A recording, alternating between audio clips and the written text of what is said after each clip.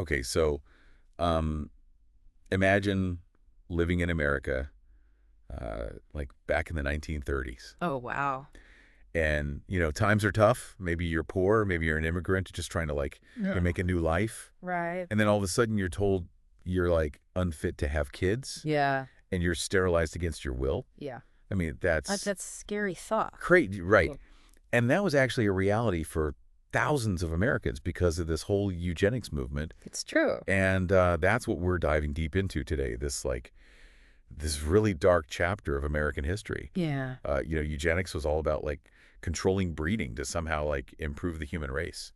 It's a tough topic for sure, unsettling, and it's surprising how relevant it still is today. Right. People think of eugenics and they immediately think of Nazi Germany. Right. But it actually started much earlier than that. It's wild to think that someone like Teddy Roosevelt would have ever supported something like eugenics. Yeah. I mean, he was all about conservation and national parks. Yeah. He was. How do you go from that to, Well, the term eugenics actually comes from the late 1800s. Okay. It was coined by this British intellectual named Sir Francis Galton. Okay. And fun fact, he was actually Charles Darwin's half-cousin. Oh, wow. Yeah, and he got really fixated on this idea of applying selective breeding principles that were used for animals to yeah. humans. Whoa. So taking the same idea that you would use to breed faster horses Exactly. and applying it to people. Yeah. I mean, ethically, that just seems... A big leap. Yeah. It was problematic. Yeah, a lot of people thought so. Yeah. But Galton, he was convinced that things like intelligence and talent were purely hereditary. He completely ignored the impact of, environment, opportunity, your social circumstances, Right. all that stuff. He thought if we just encourage these well-born individuals to reproduce, then, Maybe we could create a master race of some sort. Right. This idea became known as positive eugenics. So I'm guessing there was a negative side to this too. Yeah. Unfortunately, yes, there was this dark side Yeah. called negative eugenics, and this one focused on preventing those deemed unfit from having children. Oh, wow. Yeah, and the criteria for being unfit was shockingly broad and super biased. They targeted marginalized communities, immigrants, people of color, and anyone they labeled as feeble-minded. Feeble-minded. Which was like a catch-all term that didn't mean anything, really. Oh, so they could just Yeah. slap that label on anyone. Pretty much. Wow. Yeah, and so it's really disturbing how easily these ideas were used to target people who are already vulnerable. Right. And it seems like it could be a very slippery slope going from this idea of improving society to, straight up discrimination. Absolutely. And we see this play out in a really tragic way in cases like Buck v. Bell. Right. Buck v. Bell. Yeah. Which is just a landmark case that really shows how devastating these ideas can be when they're actually put into practice. That's the case with Carrie Buck. It is. It's just heartbreaking how this young woman's life was affected by this movement. Yeah, it's a really stark reminder of how dangerous scientific ideas can be when they're fueled by prejudice and a desire for control. They're often used against the most vulnerable people. So can you tell us a little more about her story? What happened to Carrie Buck? Well, Carrie was a young woman from Virginia, Mm-hmm. and she was institutionalized after being raped. Oh, my God. And then she was labeled as feeble-minded. Wow. So that's how she was labeled after that horrible experience. Sadly, yes. Was that common back then? It was. Wow. They used that term feeble-minded so arbitrarily, Wow. with no scientific basis at all, Right. and they would use it to lock people up who didn't fit in. Wow. So Carrie was sent to this institution run by a guy named Albert Priddy, Okay. and this place was like a hotbed for eugenic ideology. Wow. Yeah, Priddy. And this lawyer, Aubrey Strode, Uh-huh. they were huge advocates for Virginia's sterilization law, Wow. which was heavily influenced by the work of this prominent eugenicist named Harry Laughlin. Oh, Laughlin. Isn't he the one who said that famous line, 3 generations of imbeciles are enough? Yeah, he was deeply involved in the movement, Okay. and he wrote model sterilization laws and provided expert testimony in cases like Carrie's. Wow. But that specific quote you mentioned actually came from Justice Oliver Wendell Holmes Jr. Oh. He wrote the majority opinion in the Buck v. Bell case. Oh, wow. Yeah. So Laughlin was like the architect behind the law that led to Carrie's sterilization. He was instrumental. Yeah. He created this really elaborate chart Yeah. categorizing Carrie and her whole family as defective. Just based on information he got from the institution. Exactly. He never even met her. That is terrifying. It's really dehumanizing. Yeah, reducing people to just charts and labels. Yeah, and what's even crazier is that the Supreme Court actually upheld this. I know, it's mind-boggling. They voted 8-1 in favor of Virginia's sterilization law. 8-1. Yeah. No. And it basically legalized forced sterilization in the name of public health. So they were comparing forced sterilization, which is like, such a personal and permanent procedure, I know. to something like vaccination, which is supposed to protect public health. Right.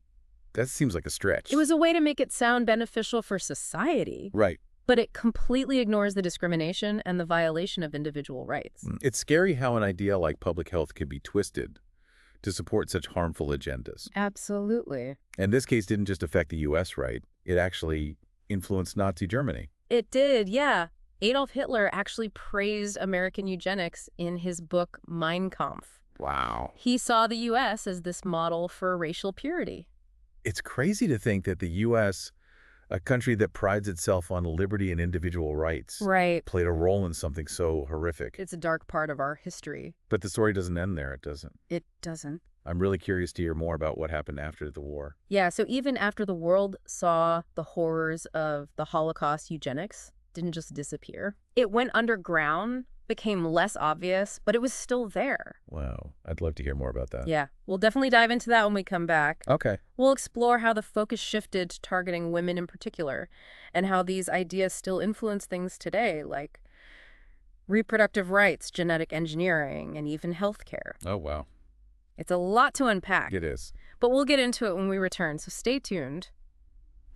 It's important to remember that even after the horrors of the Holocaust, eugenics didn't just vanish. So even after the world saw what happened, it just kept going. It did, yeah. It's a tough truth, but these deep-seated beliefs, they don't disappear overnight. I guess not.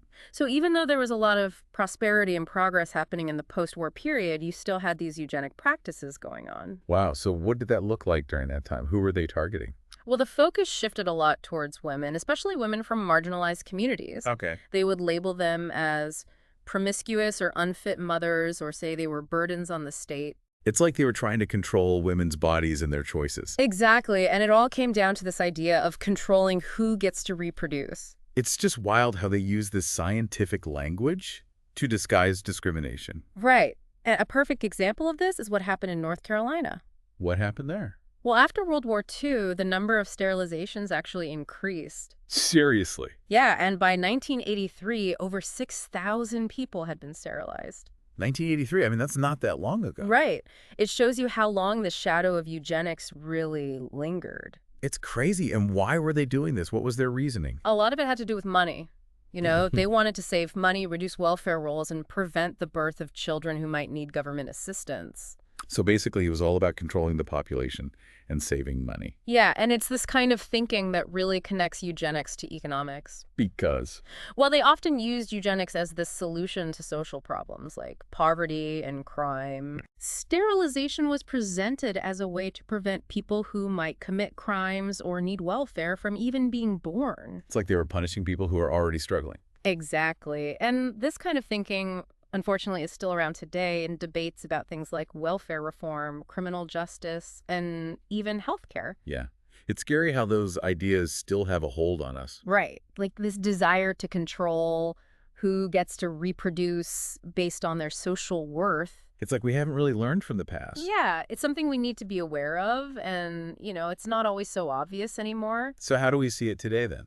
Well, take gene editing, for example, with things like CRISPR. Oh, yeah.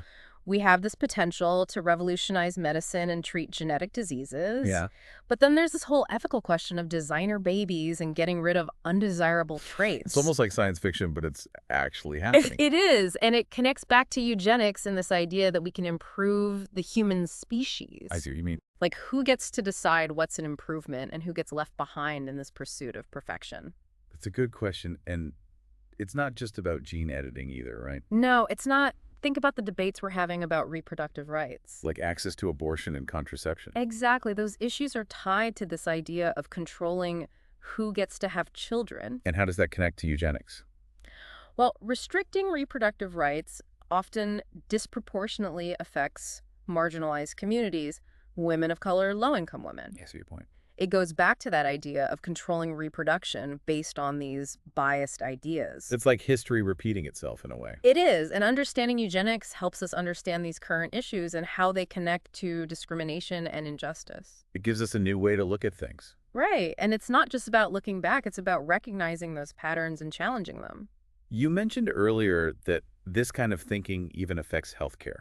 Can you explain that a bit more? Sure, think about the COVID-19 pandemic. Oh, wow. We had all those discussions about rationing ventilators and hospital beds, Yeah. and it brought up these questions about whose lives we value more and who gets prioritized. That's a really disturbing thought. It is, and it shows how these biases can surface even in times of crisis. That's why it's so important to understand the history of eugenics, right? Exactly. It helps us recognize those patterns and the language that's used to justify discrimination so we can challenge it. So knowing all this, how do we move forward?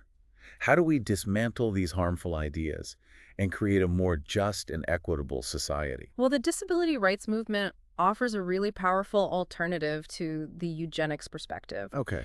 Instead of seeing disability as something to be eliminated like eugenics did, we should focus on creating a world that's inclusive and accessible to everyone. So it's about shifting our perspective and seeing disability as part of human diversity. Right, exactly. Instead of trying to fix people, we should be focusing on making the world more accessible. That's the key, and I think that shift is already happening. Yeah, the disability rights movement has done so much to change perceptions and advocate for inclusion. That's great to hear, but it seems like there's still a long way to go. There is, but there are things we can all do.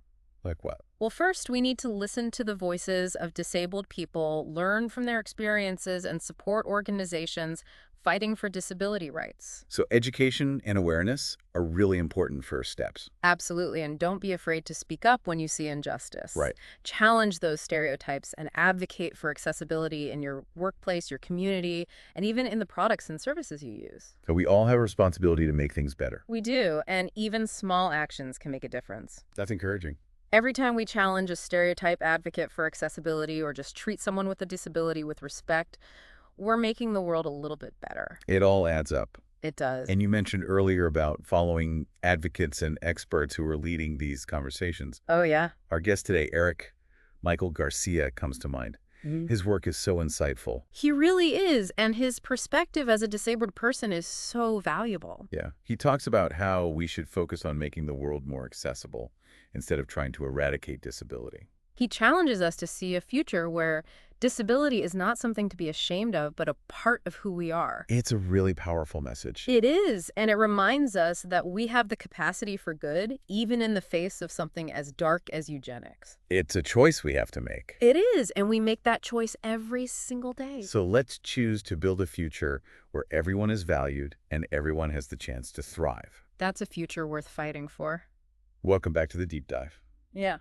You know, it's easy to get caught up in all the darkness of this topic, Yeah, but I want to end on a more positive note. for sure. Looking towards the future. Yeah. You know, if eugenics was all about fear and control, Right. what would a future look like that was based on love and acceptance? It's a good question. Like, what if disability wasn't seen as something to get rid of, Right. but as something that just like adds to our diversity? I think a future like that would be amazing. Yeah. A world where accessibility is just built into everything, where Mhm. differences are celebrated, and everyone has the chance to live a full life no matter their abilities. It sounds beautiful, but how do we actually get there? Well, it starts with a change in how we think about disability. Okay. Instead of seeing it as a problem, we need to recognize that every person has value and dignity. Right. Disability isn't a burden, it's just a part of who we are. So we need to move away from this idea of fixing disability. Yeah. And instead focus on creating a society that supports everyone. Exactly. It's about shifting our focus from individual limitations to social barriers. What do you mean by that? Well, instead of asking, how do we fix this person, we should be asking, how do we create a world that works for everyone? That's a big shift. It is, but I think it's happening. The disability rights movement has made some incredible progress, That's good to hear. but we still have a long way to go. So what can we do? Like, how can people help make this happen? Well, first, just listen to disabled people, learn about their experiences, and support organizations that are fighting for their rights. Okay, so education and awareness are key. They are. And don't be afraid to speak up when you see something wrong. Right. Challenge those stereotypes. Advocate for accessibility in your workplace, your community, everywhere. So we all have a responsibility to do our part. We do, and even small things can make a difference. Like what? Like challenging a stereotype, or making sure a place is accessible, I- or just treating someone with a disability with respect. It all adds up. It really does. You were talking about Eric Michael Garcia earlier. Oh, yeah. His work has been so eye-opening. He's amazing, and his perspective as a disabled person is so important. He talks about how we should be making the world more accessible instead of trying to eliminate disability. Right. He's pushing us to imagine a better future. One where disability is just a part of who we are. Yeah, not something to be ashamed of. His work is really inspiring. It is, and it reminds us that we can choose to do good. Even when faced with something as terrible as eugenics. Exactly. So let's choose to build a future where everyone is valued and everyone has the chance to thrive. That's a future worth fighting for. Well, on that note, we want to thank you for joining us on this deep dive. It's been a pleasure. It's been a tough topic, but hopefully you learned something new. And hopefully it sparked some new ideas. If you enjoyed this episode, be sure to subscribe to The Deep Dive for more in-depth discussions. We'll keep exploring these hidden stories and looking for ways to create a better future. Until next time, keep learning, keep questioning, and keep diving deep.